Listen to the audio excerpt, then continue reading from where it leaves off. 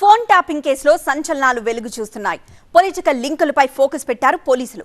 విచారణలో భాగంగా ఎస్ఐబి ఆఫీసులో సీన్ రీకన్స్ట్రక్షన్ చేశారు. ట్యాపింగ్ ఎవరి డైరెక్షన్లో, ఎందుకు, గ్రాస్ రూట్లో డొంక కదులుతోంది enquiry. Special intelligence branch SIB అడ్డాగా మాజీ డీఎస్పీ ప్రణీత్ రావు టీం మామూలు కథ నడపలేదు. ఫోన్ ట్యాపింగ్ కేసుకు సంబంధించి ఇప్పటికే రిమాండ్ రిపోర్ట్లో సంచలనాలు తెరపైకి వస్తున్నాయి. ప్రణీత్ రావును కస్టడీలోకి తీసుకున్న పోలీసులు వైడ్ యాంగిల్లో ఎంక్వైరీ చేస్తున్నారు. డే 1 విచారణకు ప్రణీత్ రావు అంతగా స్పందించలేదని తెలుస్తోంది.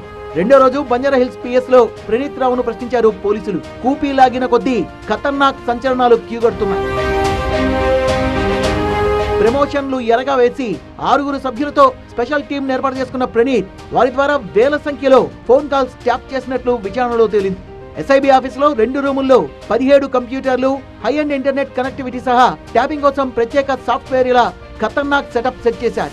ట్యాప్ చేసిన కాల్ డేటా మొత్తం ఎప్పటికప్పుడు హార్డ్ డిస్క్ లో సేవ్ చేశారు. ఎస్ఐబికి గుండెకాయ లాంటి లాగర్ రూమ్ యాక్టివిటీ మొత్తాన్ని తన గుప్పెట్లో తెచ్చుకున్న ప్రణీత్ రావు తన టీం ద్వారా రాజకీయ నేతలు, రియల్టర్లు, వ్యాపార ప్రముఖులతో పాటు పోలీస్ డిపార్ట్మెంట్ లో ఉన్నతాధికారుల ఫోన్లను సైతం ట్యాప్ చేయించారు.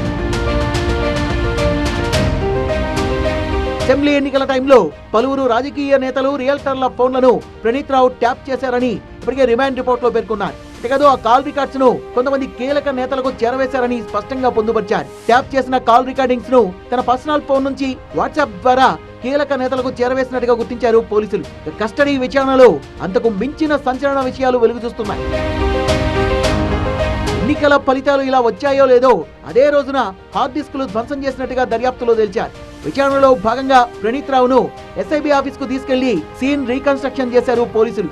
హార్డ్ డిస్కులు ఎందుకు ధ్వంసం చేశారు, ఎవరి ఆదేశాలతో సిడిఆర్, ఐఎంఈఐ, ఐపీడీఆర్ డేటాను తొలగించారు, పెన్ డ్రైవ్ ఏమైంది, ట్యాపింగ్ చేసిన కాల్ డేటా ఎవరికి పంపించారు, ట్యాపింగ్ లో 6 పాటు ఇంకా సహకరించిన వాళ్ళెవరున్నారు, ఇలా ప్రశ్నల వర్షం కురిపించినట్టు తెలుస్తోంది.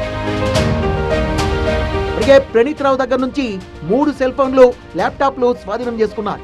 తన వాట్సాప్ చాట్లను రిట్రైవ్ చేశారు. ప్రణీత్ డైరీలో వరంగల్ జిల్లాకు చెందిన నాయకులు సహా మరికొంతమంది నెంబర్లు ఉన్నాయి. వాళ్ళు పంపిన ఫోన్ నెంబర్లను ప్రణీత్ అండ్ టీం ట్యాప్ చేసినట్టుగా ఎంక్వైరీలో టాలీ కావడంతో రాజకీయ లింకులపై మరింత ఫోకస్ పెట్టారు పోలీసులు. శాంతి భద్రతల పరిరక్షణలో భాగంగా అసాంఘిక శక్తుల కదలికల్ని పసిగట్టడానికి వాడాల్సిన టెక్నాలజీని, అధికారాన్ని ప్రణీత్ రావు ఉద్దేశపూర్వకంగా దుర్వినియోగం చేశారని ప్రాథమికంగా గుర్తించారు పోలీసులు. నిబంధనలకు విరుద్ధంగా ప్రైవేట్ వ్యక్తుల ఫోన్ కాల్స్ ను ట్యాపింగ్ చేశారనే అభియోగంతో ప్రణీత్ రావుపై టెలిగ్రాఫ్ యాక్ట్ కింద కేసు ఫైల్ చేసే యోచనలో ఉన్నారు పోలీసులు.